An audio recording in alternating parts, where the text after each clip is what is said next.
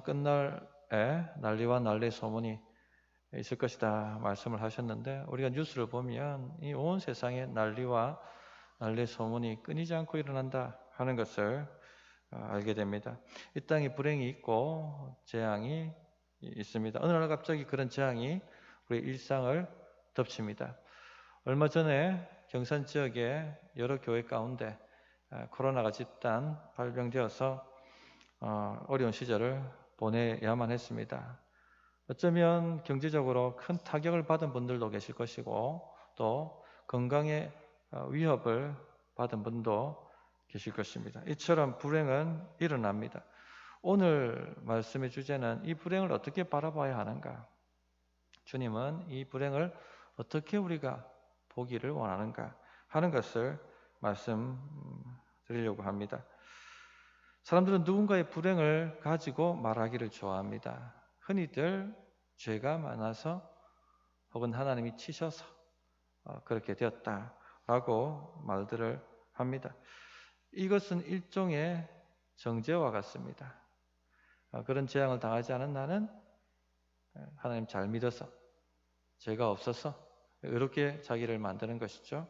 반면에 그런 불행을 당한 사람들은 죄가 많아서, 하나님이 치셔서 이렇게 정죄를 하는 것입니다.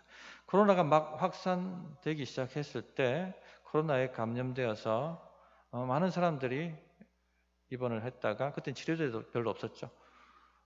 그렇게 회복돼서 나왔더랬습니다. 근데 우리 사회가 어떻게 했죠? 그 코로나에 걸렸다가 나은 사람을 정죄했습니다. 직장에서도 정죄하고 또 사회적으로도 정죄하는 분위기가 있었습니다. 미국이나 지금 유럽에서도 아시아 인종을 향한 테러가 일어나고 있습니다. 코로나 때문에. 이 코로나가 우리 인간 안에 죄성이 얼마나 뿌리 깊고 또 악한지 하는 것을 드러내고 있습니다. 그 죄성이 뭐냐면 이 불행을 가지고 남을 정죄하는 것입니다. 그리고 자신은 의롭게 만드는 것입니다. 예수님께서는 이러한 죄악에 대해서 반대하셨고, 단호하게 반대하셨고, 뿐만 아니라 오히려 이런 세상의 재앙들을 보면서 자신을 살피는, 자신을 도전하는 기회로 삼아야 한다라고 말씀을 하셨습니다. 오늘 이 말씀을 통해서 지금 너무나도 어렵고 힘든 시절을 보내고 있는데 우리를 돌아보는 그런 기회가 되었으면 좋겠습니다. 첫째, 누군가의 불행을 가지고 그 사람을 정죄하지 말아야 합니다. 두 사람이 예수님께 찾아와 갈릴리인들의 피가 그 제물에 섞였던 사건을 보고합니다. 빌라도가 이 갈릴리인들을 무참하게 진압하고 그 피를 그 제물에 섞은 사건이었습니다.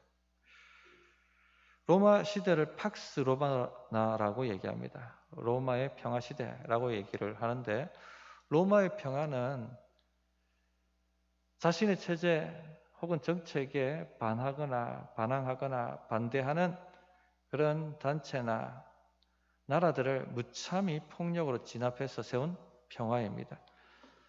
특히 이 갈릴리 지역이 로마 시대 때 수탈을 많이 당했습니다. 그래서 갈릴리인들 마음에 로마에 대한 불만이 가득했습니다. 역사적으로 보면 밀란도 여러 번 일어났었어요. 그리고 진압당하고. 로마의 입장에서 보면 이 갈릴리인들은 굉장히 반체제적이고 반국가적이고 반제국적인 그런 불순분자로 보였을 것입니다. 이 갈릴리인들의 무리가 예루살렘에 집결을 하고 있는 겁니다. 성전에 예배드리기 위해서 집결을 하고 있는 것이죠. 빌라도의 입장에서는 굉장히 위험한 일이 일어나고 있고 진압해야 될 만한 일이 일어나고 있다, 이렇게 판단을 했습니다. 그래서 그 모임을 해산하기 위해서 성전에 군대를 파송합니다. 이방인인데다가 또 로마 지배자이기 때문에 예루살렘 성전 예배에 대한 존중이 없죠. 당연히 하나님에 대한 존중도 없는 사람입니다. 그러니까 예배드리고 있는 이 갈릴리인들을 무참하게 진압을 합니다. 그 가운데 수많은 사람들이 죽임을 당하고 그 피가 그들이 드리던 제물과 섞여서 하나님께 드려지는 그런 일들이 발생하게 되었습니다. 자, 그런데 왜 이 문제를 이 사람들이 예수님께 질문을 했을까요? 왜 예수님께 이 문제를 아뢰었을까요? 로마 정부가 얼마나 폭력적이고 잔인한가 하는 것을 주님께 질문한 것일까요? 혹은 로마 정부가 어떻게 이렇게 성전 예배를 무시할 수 있는가? 그 문제를 질문하고 싶었던 것일까요? 오늘 우리 주님이 대답하신 답을 보면 그들이 질문한 의도가 그것이 아니었다 하는 것을 알 수가 있습니다. 우리 주님은 사람의 마음을 꿰뚫어 보시기 때문에 무슨 질문을 하든지 간에 그 질문의 의도가 무엇인지를 다 아시고 대답을 하시죠. 그래서 2절을 보시면 대답하여 이르시되 너희는 이 갈릴리 사람들이 이같이 해받음으로 다른 모든 갈릴리 사람보다 죄가 더 있는 줄 아느냐. 자, 무슨 의도를 가지고 주님께 이 질문을 했던 것입니까? 다른 갈릴리 사람들보다 이 사람들이 더 죄가 많아서 이렇게 큰 재앙을 당하게 되었다. 그렇지 않습니까? 이런 의도를 가지고 주님께 질문했다 하는 것을 우리가 알 수가 있죠. 당시 유대인들은 남의 불행을 보면 그 불행당한 사람들은 죄가 많아서 하나님의 심판을 받았다. 이렇게 생각을 했습니다. 그리고 그런 재앙을 경험하지 않은 우리는 하나님을 잘 믿어서 한마디로 의로워서 이런 재앙을 당하지 않았다라고 생각을 했습니다. 예수님은 결코 그렇지 않다 얘기를 하시고 계신 겁니다. 3절을 보시면 너희에게 이르노니 아니라 너희도 만일 회개하지 아니하면 다 이와 같이 망하리라 하셨습니다. 한 번 더 확실하게 말씀하시기를 원하셔서 그 당시에 일어났던 사고까지 언급을 하셨습니다. 4절을 보시면 또 실로암에서 망대가 무너져 치어 죽은 18사람이 예루살렘에 거한 다른 모든 사람보다 죄가 더 있는 줄 아느냐. 빌라도 시절에 실로암 망대를 보수하는 공사가 있었습니다. 그런데 그 공사 가운데 사고가 발생해서 그 망대가 무너지는 일이 생겼는데 공사하던 인부 가운데 18명이나 죽는, 압사당하는 큰 비극적인 사고가 있었습니다. 유대인들이 어떻게 생각했다는 겁니까? 이 사고를 보고. 그 죽은 18사람들은 죄가 많아서 예루살렘에 있는 다른 사람들보다 죄가 많아서 이런 재앙이 덮친 것이고 그렇지 않은 사람들은 하나님 잘 믿어서 의로워서 그런 재앙이 덮치지 않았다. 그렇게 생각을 했다는 것입니다. 이것이 유대인들이 가지고 있는 일반적 생각이었습니다. 요한복음 9장에도 보면 나면서부터 소경된 사람들 보고 예수님의 제자들이 뭐라고 묻습니까? 주님께. 주여, 누구 죄 때문에 이렇게 태어났습니까? 이 사람 죄 때문입니까? 아니면 부모 죄 때문에 이렇게 소경으로 태어났습니까? 라고 묻는 것을 우리가 볼 수가 있거든요. 이 제자들까지도 이런 생각을 했다는 것은 남의 불행을 그 죄라고 정죄하는 그런 생각이 유대인들 사회에는 팽배, 일반적이었다 라고 결론을 내릴 수가 있습니다. 근데 예수님은 뭐라고 말씀하십니까? 결코 아니라 라고 말씀을 하시죠. 우리 5절을 보시면 너희에게 이르노니 아니라 너희도 만일 회개하지 않으면 다 이와 같이 망하니라. 한 번도 아니다 라고 말씀하셨습니다. 그래서 성도님들 혹 우리 가운데 남의 불행을 보면서 정죄하고 계신 분은 없습니까? 하나님께서 죄가 많기 때문에 심판하신 것이다. 친 것이다. 우리는 그런 재앙을 당하지 않았기 때문에 우리는 잘 믿고 있기 때문에 의롭기 때문에 하나님께서 우리를 치시지 않으신 것이다. 남은 정죄하고 자기를 의롭게 만들고 있지는 않습니까? 이런 생각이 크리스천 안에 특히 일어날 수가 있습니다. 기억하십니까? 2011년 3월에 일본에 큰 지진이 일어났고 쓰나미가 발생해서 일본의 동부 해안을 쑥대밭으로 만들었습니다. 그때 사망하거나 실종한 사람이 2만 명이나 넘습니다. 어마어마한 국가적인 재앙이었습니다. 그때 일부 크리스천들이 어떻게 반응했는지 기억나시죠? 하나님께서 일본이 우상 숭배하기 때문에 치신 것이다. 심판하신 것이다. 그런 식으로 정죄했습니다. 사회적 무리가 될 정도로 그렇게 했었습니다. 물론 일본인들이 죄악을 깨닫고 주님 앞에 돌아오기를 원하는 마음으로 그렇게 했을 수도 있습니다. 그러나 그 마음 안에는 우리는 그런 재앙을 당하지 않았기 때문에, 하나님을 잘 믿고 있기 때문에 하나님이 심판하지 않으신 것이다. 우리가 잘 믿고 있습니까? 이 땅이 우상 숭배하지 않습니까? 대한민국도 일본과 마찬가지로 우상 숭배하는 나라입니다. 그렇게 판단할 수가 없는 것이죠. 이것은 정죄입니다. 정죄. 누군가 재앙을 당할 때 그들이 불의해서 그 재앙을 받고 우리는 의롭기 때문에 당하지 않고 있다 생각해서는 안 됩니다. 죄악입니다. 그것은. 최근 뉴스를 보면 아시겠지만 미국의 이 총기 사고가 굉장히 많이 나고 있습니다. 묻지마 총기 사고도 많아요.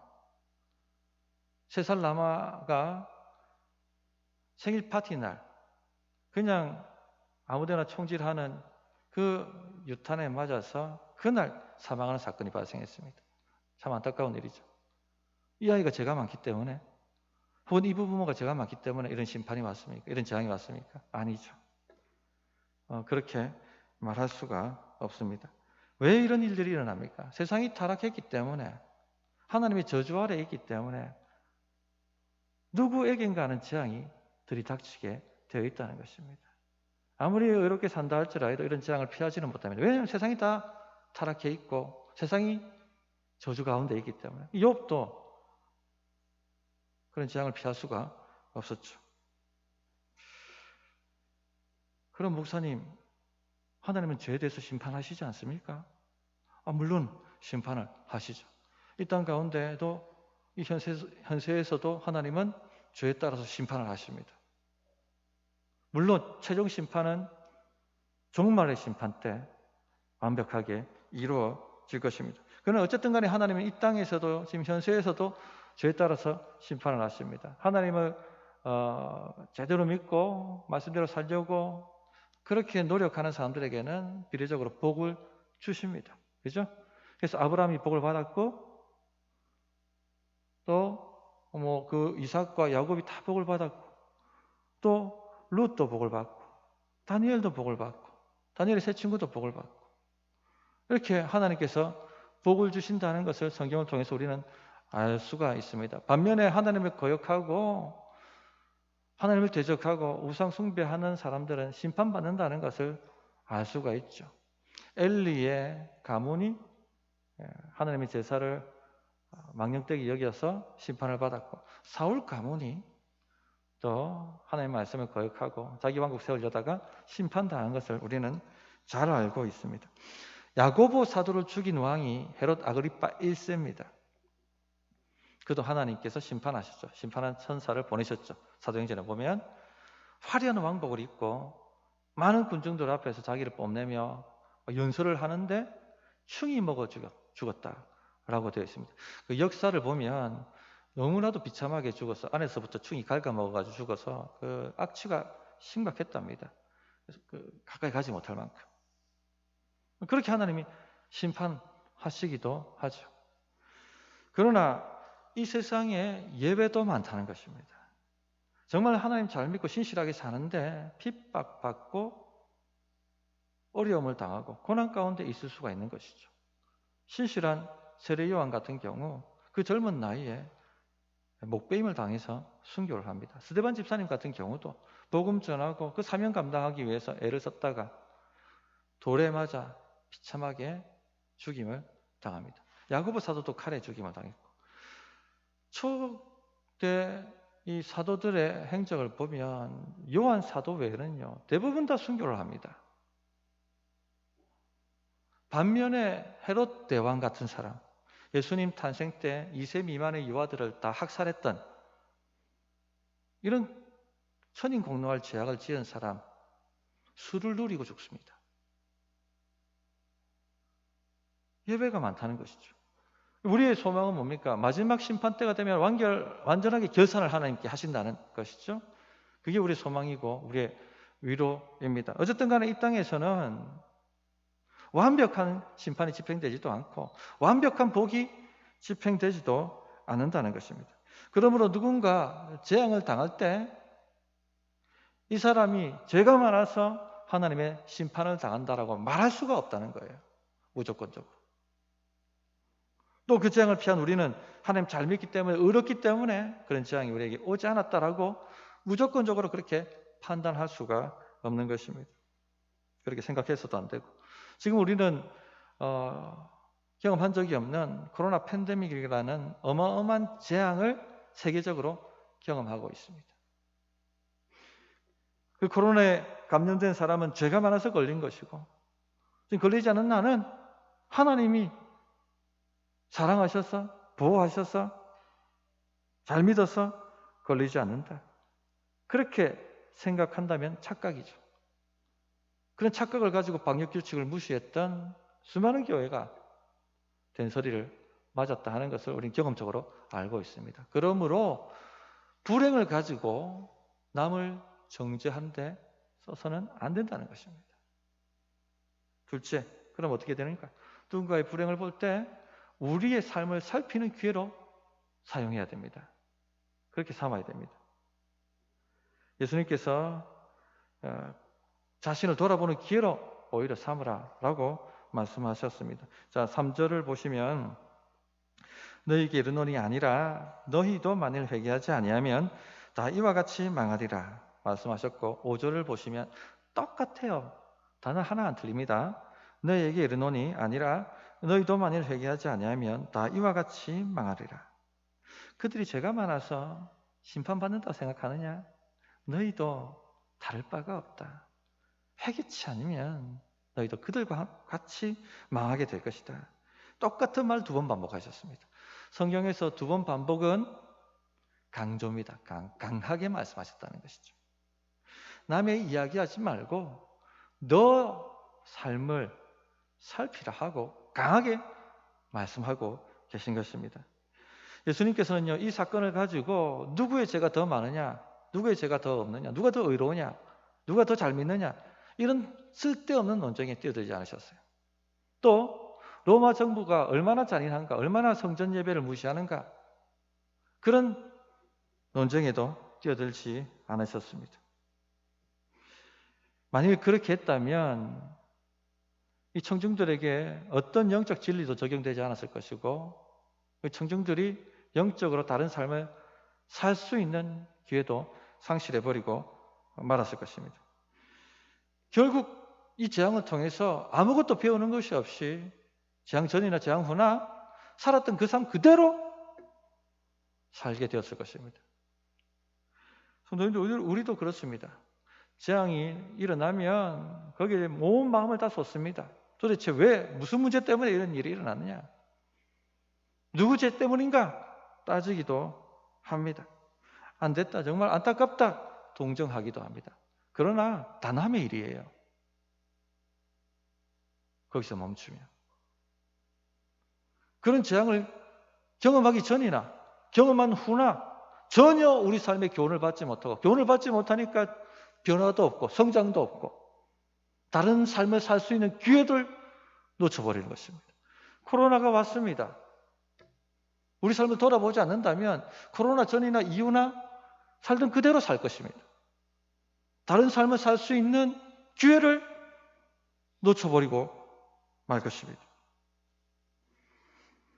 그래서 우리 주님은 이 남의 이야기를 너의 이야기로 바꾸라고, 너를 살피는 기회가 삼으라고 그렇게 도전을 하신 것입니다. 3절 보시면 너희도 만일 회개하지 아니하면 다 이와 같이 말이라. 그들의 이야기를 너희 이야기로 바꾸신 것이죠. 5절도 마찬가지입니다. 너희도 만일 회개하지 아니하면 다 이와 같이 말하리라. 강조해서 그들의 이야기를 우리의 이야기로 그렇게 바꾸신 것입니다. 성도님들, 우리 동시대에 살아가는 많은 사람들의 재앙들을 볼 때마다 우리 자신을 돌아보는 기회로 만드셔야 됩니다. 만일 우리도 예수님 말씀대로 따라 살지 않는다면 그들과 함께 망하게 될 것을 알아야 합니다. 앞에서도 말씀드렸습니다만 모든 사람이 죄를 범하였기 때문에 하나님의 영광에 이르지 못합니다. 우리 시대를 보시고 우리 삶을 보시고 이 세상을 보십시오. 이 하나님의 영광에 이른 삶이 아니거든요. 왜 그렇습니까? 모든 사람은 죄를 범하였기 때문에 하나님의 영광에 이르지 못하고 저주 아래 놓여 있기 때문에 일어나는 현상입니다. 그러므로 재앙이 언제 어느 순간에 우리를 덮친다 할지라도 말할 수가 없는 것이죠. 성도님들, 나 혼자 교통법규를 잘 지킨다고 교통사고 일어나지 않습니까? 온 천지가 죄로 가득 차 있는데 신호 지키지 않는 사람이 내 차를 들이박을 수도 있고, 알코올 찌들은 사람이 내 차를 덮칠 수도 있습니다. 그죠? 나 혼자 내 건강을 잘 챙긴다고 내가 건강할 수 있습니까? 아니죠. 온 천지가, 온 환경이 죄로 말미암아 오염되어 있기 때문에 어떻게 내 건강이 상실될지는 아무도 모르는 것이죠. 코로나 같은 이와 같은 전염병들이 언제 나를 덮치고 우리 사회를 덮치고 우리 불행으로 몰아넣을 줄 알지 못합니다. 세상은요, 스스로 힘으로 이 재앙들을 피할 수도 없고 이겨낼 수도 없습니다. 이게 이 죄 가운데 이 세상이 저주 아래 있기 때문에 피할 수가 없는 거예요. 자기 힘으로, 스스로 힘으로. 어떻게 피할 수가 있습니까? 하나님을 나의 피난처로 삼지 않는다면 피할 수가 없는 거예요. 그래서 시편에 내가 말하기를 여호와는 나의 피난처시라 하고 지존자를 너희 거처로 삼았으므로 화가 내게 미치지 못하며 재앙이 내 장막에 가까이 오지 못하리니 그가 너를 위하여 그의 천사들을 명령하사 내 모든 길에서 너를 지키게 하심이라. 주님께서 천사들을 파송하셔서 우리 앞길을 지켜주시지 않으면 우리도 망하게 되어 있다는 것입니다. 그러므로 성도님들, 이 땅에 일어나는 불행들을 볼 때 자신한테 질문을 하십시오. 나는 참으로 하나님을 의지하고 살고 있는지, 하나님만을 나의 피난처로 나의 거처로 삼아 살고 있는지, 아니면 다른 것을 지금 의지하고 있지는 않는지, 그렇게 진지하게 자신한테 질문을 해야 됩니다. 또 다른 말로 적용한다면 내 기도 생활은 불이 지금 타오르고 있는 것인지 아니면 꺼져가고 있는 것인지 질문해야 되는 것이죠. 기도의 불이 꺼졌다는 것은 하나님을 더 이상 의지하지 않는다는 것이거든요. 질문해 보십시오. 자기 삶을 살펴보십시오. 둘째, 하나님과 교제하기 위해서 시간을 들이고 있는지 자신한테 물어야 합니다. 제가 부목사 시절 때 신학 석사 공부하기 위해서 신대원 갔을 때 교회사 전공하시는 양 교수님과 한 두 학기 그 강의를 참여한 적이 있습니다. 그때 교수님은 혈액암 투병해서 극적으로 치료가 되어서 교수직에 막 복귀하셨을 그때였습니다. 그분이 이런 고백을 하셨어요. 혈액암을 알기 전에는 연구하고 책을 쓰고 하는 일이 바빠서 하나님 앞에 시간을 들일 여유가 없었다. 물론 교수이면서 목사이기 때문에 성경을 매일 들여다보고 성경을 설교하기도 하고 연구했지만 그 말씀을 가지고 하나님과 친밀하게 교제하고 자신의 영혼을 살피고 하나님과 대화하고 그렇게 시간을 들이지는 못했다. 그리고 그 시간을 즐거워하지도 못했다. 라고 말씀을 하셨어요. 그런데 병이 딱 걸리고 나니까 그 많던 연구와 그 많던 책집필 그렇게 소중하게 생각했던 그렇게 즐거워했던 것들이 아무 소용이 없다는 거예요. 죽고 나면 의미가 없습니다. 그죠? 죽음 앞에 서면 무엇이 진짜 중요한지가 드러나게 되는 거죠. 이 엄청난 위기 앞에 나를 지탱해 줄 수 있는 것은 그런 것들이 아니었던 것이죠. 이 엄청난 위기 앞에 이 죽음 앞에 나를 지탱해 줄 수 있는 유일한 것은 내가 하나님을 인격적으로 알고 있는가?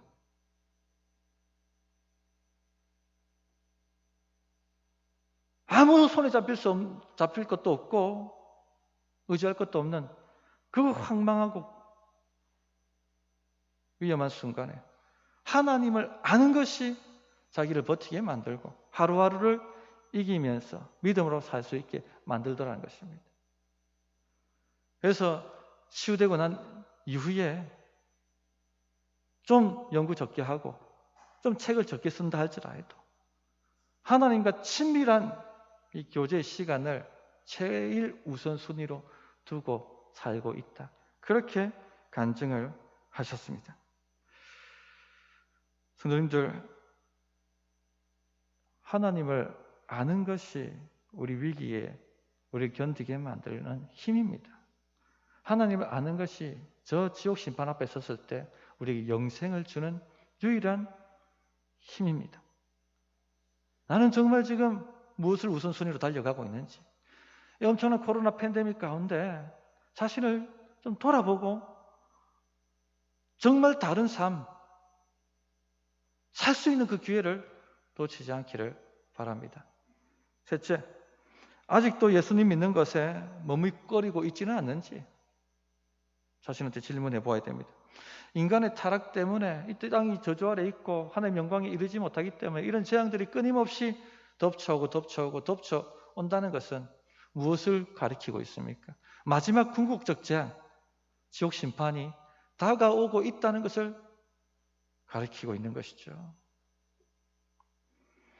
궁극적 재앙, 지옥 심판이 다가오고 있습니다. 그러므로 성도님들, 지금 우리에게 기회가 주어졌을 때 머뭇거리지 말고 예수님께 전 삶을, 인생을 걸어야만 합니다. 사람들은요, 기회는 언제든지 있다고 생각합니다. 왜 그런 생각을 하는지 모르겠어요.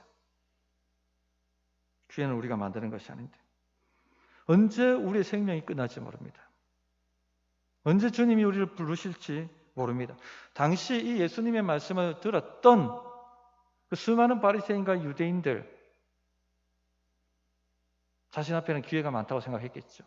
그러나 그 시점에서 40년 후에 로마 군대가 예루살렘에 진격해 들어와서 예루살렘 성전을 다 무너뜨리고 저항하던 수많은 유대인들을 학살하고 진압합니다. 스스로 자신을 어렵게 생각했고 불행당한 사람을 정죄했던 그 많은 사람들이 회개할 기회를 놓치고 결국 그들과 함께 망하고 말았던 것입니다. 예수님께서는 쐐기를 받기 위해서 비유 하나를 더 드셨어요. 포도원에 포도가 나는 게 포도원이지 않습니까? 포도나무를 뽑아내고 무화과나무를 심었습니다. 왜 무화과 나무를 포도원에 심었을까요? 당연하죠. 무화과 열매를 맺게 하기 위해서. 그런데 그 무화과 나무 매년 무화과가 2번 열리지 않습니까? 3년 동안이나 무화과 열매를 따기 위해서 포도원에 갔지만 전혀 열매를 얻을 수가 없었습니다. 3년째 되는 날 포도원 지기에게 다 뽑아버리라. 기다려봤자 소용이 없다. 다시 포도나무를 심어야겠다. 그렇게 이야기를 합니다. 그러자 포도원 지기가 한 번 더 기회를 주십시다. 올해 내가 걸음을 좀 많이 주고 그렇게 한번 정성을 들여보겠습니다.